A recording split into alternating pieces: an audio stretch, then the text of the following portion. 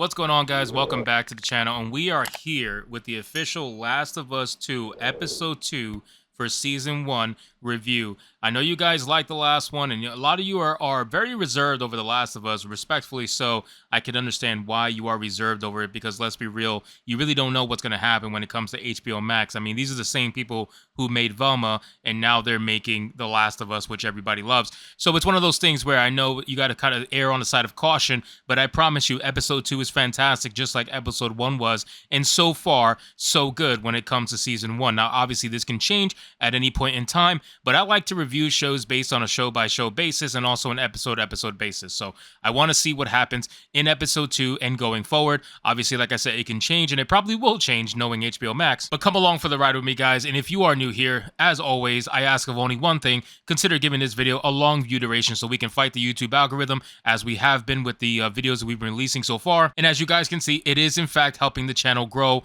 more and more. So everything you guys are doing, continue to do it. You are helping the channel greatly. Now, with that being said, let's get into the review for Last of Us Season 1, Episode 2. And also, just a little note, guys, before we get started, at the end of every review, I'm going to be giving a score now. So stick to the end of the review to see what I score this particular episode. I'm going to be doing that going forward with all of my reviews. So if you're unaware of that, stay tuned towards the end of the video to see what I score every single episode. So The Last of Us Episode 2 starts off with another portion that doesn't have to be, it's not in the games, okay? This entire portion that we see play out for the beginning of the episode is not in the games, and this is another example of them giving us more backstory into how the actual infection started. Now, here's the thing.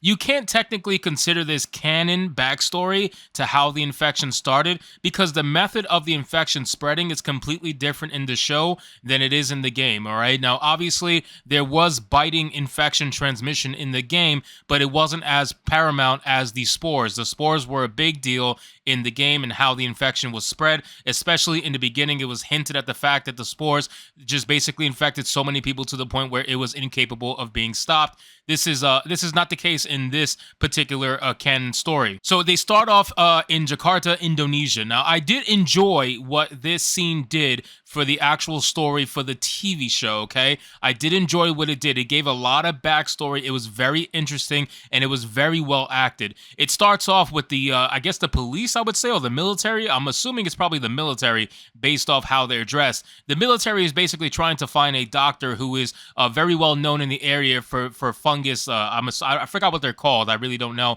I think they say it in the episode, I'm pretty sure. And if I go along with this, I'll be able to probably catch it.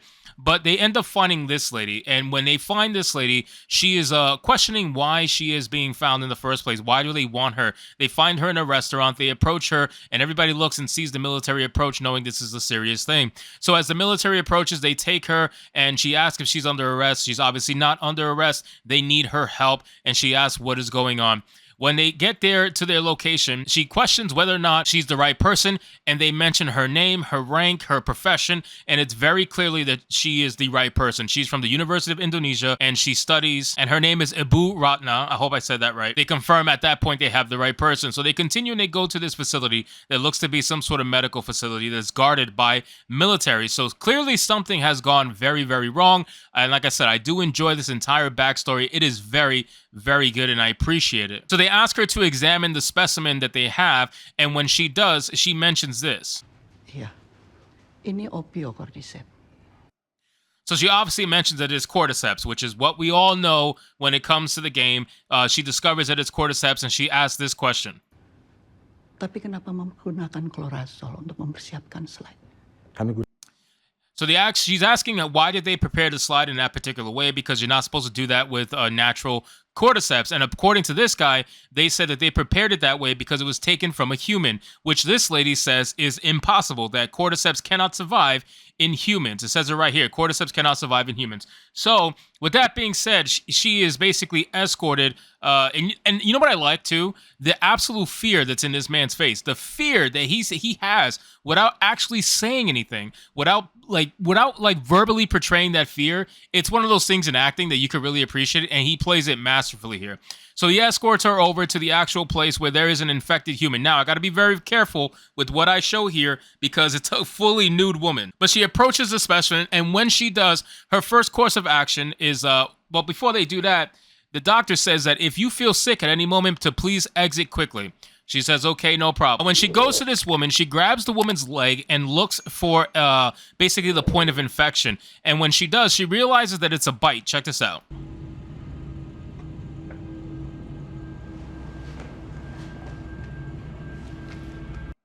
Now, obviously, you guys are aware of what this means, but this person has no idea what this means. So her first course of action is that if there is truly a fungal infection within this person's body, then you're going to find fungal infection inside when you cut the person. That's the whole point of this scene. And I'm not going to play it because obviously it's grotesque for, YouTube, but I'll show you this still. So this still, she cuts the skin of the woman, and when she cuts it, it's literally fungal, like infection growing out of the wound. It's crazy. At that point, she gets freaked out and she asks, is this bite from a human? Which he has to say yes. He just looks at her with complete and utter fear, which is fantastic, and instilling the level of tenseness and fear. So I love the fact that they did that. So fast forward, we get to this scene where she's trying to pull out, or she assumes is going to be fungal infection inside the woman's throat. And when she does, she actually does pull it out, and it is disgusting. You guys can see it on screen right now.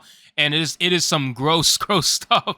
And when she sees it, of course, she freaks out because she realizes that, wow, this is a cordyceps infection in an actual human being, something that was deemed impossible before. It is masterfully acted, and they did a great job with this opening sequence. So she goes back to her apartment, and the military man asks her, how did this, what can we do? And she's asking, how did this happen? When did this happen? He explains that it happened approximately 30 hours ago, and that there was multiple people that were bitten, and they were all executed because they didn't want to risk someone being infected and biting someone else to get them infected as well.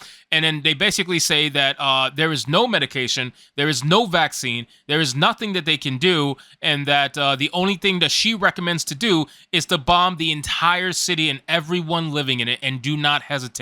So she basically just comes to a realization that everyone everywhere is going to die. That's basically it. And she says that she wants to she spent her entire life studying these things, and she wants to go home and be with her family, and that's basically it. Really, really sad scene, especially towards the end, because she has that realization, like I said, that everything's over. It's done. It's over. And like I said, this entire scene is great for the show itself. It gives a lot of backstory for the TV show, and it allows you to appreciate what's actually happening with the cordyceps infection. I thought it was great. So now we're going to fast forward past the intro, of course, where we have Ellie, Joel, and Tess. They request to see Ellie's infection again. Obviously, it has healed up, and that's starting to make them believe Ellie is actually immune to the virus, which they were very skeptical about in the beginning. She requests to use the bathroom, of which they give her some paper to wipe herself with and stuff, and send her on her way. Tess is trying to convince Joel that this is their best shot. Like, Ellie is their best shot, and Joel's not exactly 100% convinced yet. So they all begin to eat, and then they ask her if she has food in her book bag, of which she says she does, and they are basically eating what seems to be rations, and Ellie pulls out a freaking chicken sandwich somehow, some way, and they all look at her like, how the hell did you get your hands on that? So that was a pretty little funny quip there. Now, obviously, the one thing I have a problem with is that a lot of people are saying that Ellie, the way that Ellie's portrayed in this show is not how she is in the game. And I want to call that completely false, because Ellie in the game is a total dick. Ellie in the game is very rude, very rash, because she was born in this Survivor-esque world. She wasn't in the previous world like Tess and Joel. So she doesn't have that level of, like, I guess, chill. You know what I mean? Like, she's just used to being nonstop just rabid. So I think she's acted very well. She may not look totally like Ellie, that's a whole nother story, but she has acted well. So at this point, she admits to them what they basically know is that she is the key to what potentially a vaccine against a fungal infection. And the Fireflies have a team of doctors. They want to utilize her blood or her DNA, her cells, whatever you want to call it, to try to create some sort of a vaccine within the situation. So now Joel and Tess realize how big of a cargo they actually have and how important Ellie is to the situation, of which Tess tries to reiterate that to Joel. And at that point, they agree to continue moving on, and they do. Now, this scene is great because this scene is when they actually go into the open world, very similar to how it was in the games. It's almost a side-by-side shot, and it's great with the leaning tower and everything. I think they did a fantastic freaking job with this, and it goes to show the level of detail when it comes to a video game adaptation, and the little bit of hints that you can give that'll make the people who played the game appreciate it. So overall, the set set pieces here are great. The color obviously is a little dull, but that's because it's The Last of Us. It's supposed to be dull. It's not going to be some bright and shiny, video game adaptation. It's going to be dull. The world is in a post-apocalyptic setting, and it's not meant to be very pretty. So Ellie's asking what all these craters are, and they're basically telling the story of what happened because, like I mentioned before, Tess and Joel were around before the actual fungus started spreading, so they saw everything go down, and they were mentioning how the entire city was bombed because they were basically thinking that was the only way to stop the infection. Very similar to what happened, obviously, in Indonesia. And Ellie starts to describe how she actually got bitten in the first place and how they discovered that she was actually immune to the infection. So they reach one of the locations finally, and when they do, she's questioning about whether or not they're actually going to go in this pool, and she says they're a little bit out of their league. But of course, they're going to go in that pool anyway. Joel and Tess call Ellie weird, which is nothing new, when they realize one of their exits that they planned to utilize was actually caved in, so they can't utilize it anymore. So they're trying to figure out how they're going to get out of this situation, and they sit down, they think a little bit, and they have a little bit of a dialogue between each other, which seems to make them get a little bit more personal, because they start asking about each other, and Joel gets obviously a little bit annoyed anytime somebody asks about him, especially Ellie, and he's very closed off, but that's very typical of Joel at this time in the story. So Ellie asks him once again about him and Tess and whether or not they're a couple, and he says pass because he doesn't want to talk about it. Then he talks about how many infected he actually killed, which is tons of them at this point in time. Then they end up going outside and realizing this. Check this out.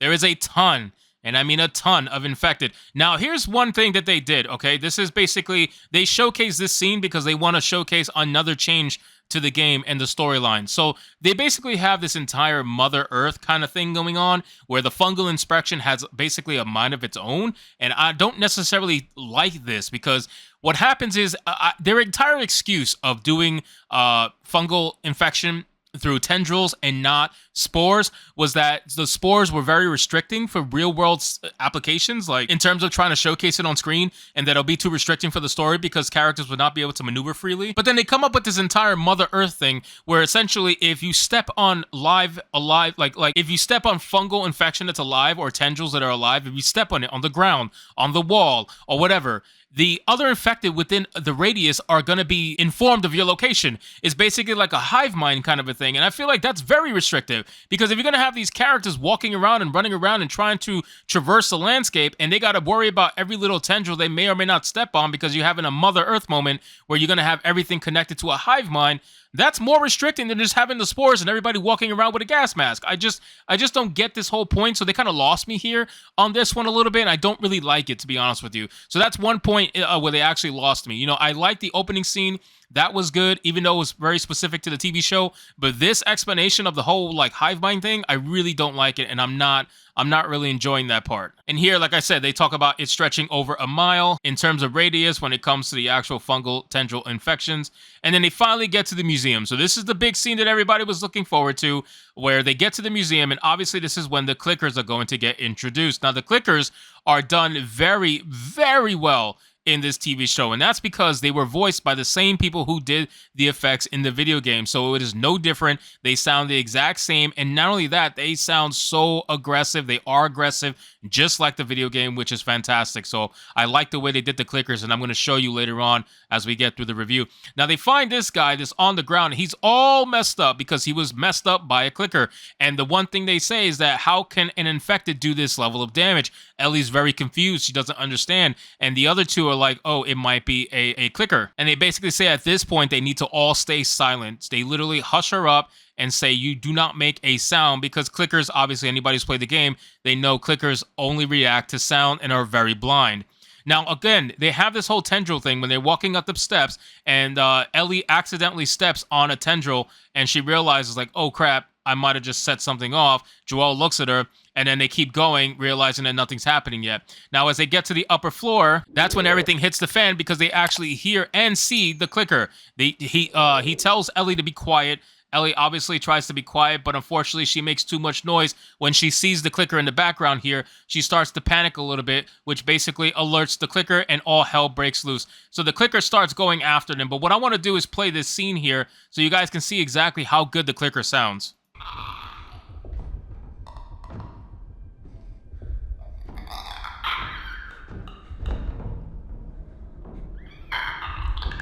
Honestly, they did a great job, man. They really did. It is fantastic. And then at this point, the clicker discovers them, which I'll play right here.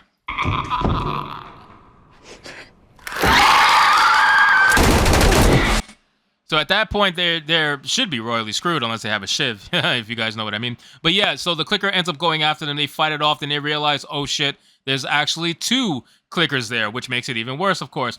So they fight it off. They go crazy. It's a gunfight, all that good stuff, what you expect. You know, you guys, you should really watch the show because it's fantastic. And then they finally escape, thankfully, with their lives after killing both clickers. They're going to start going to the location where the Firefly is supposed to be waiting for them. But before they do, Ellie actually shows them that she was actually bitten again. It's very small, but she was bitten again. And they're like, oh crap, she's infected again. Is she going to turn? Which, there's a reason why they show you that, because later on they show that, once again, that same wound that she just received actually healed up. So any doubt that Joel had about the infection leaves his mind after seeing the fact that the most recent one also just healed. So fast forward, they end up going to the spot where the Fireflies are supposed to be waiting for them. They approach cautiously because, you know, they really don't know if they can trust them. But when they get inside, they realize that every single Firefly member has been killed. Everybody is dead. Joel basically tries to tell Tess that it's over, but Tess fights Joel back and says that she's staying. And then Ellie realizes that Tess is infected because she says that her luck was going to run out sooner or later.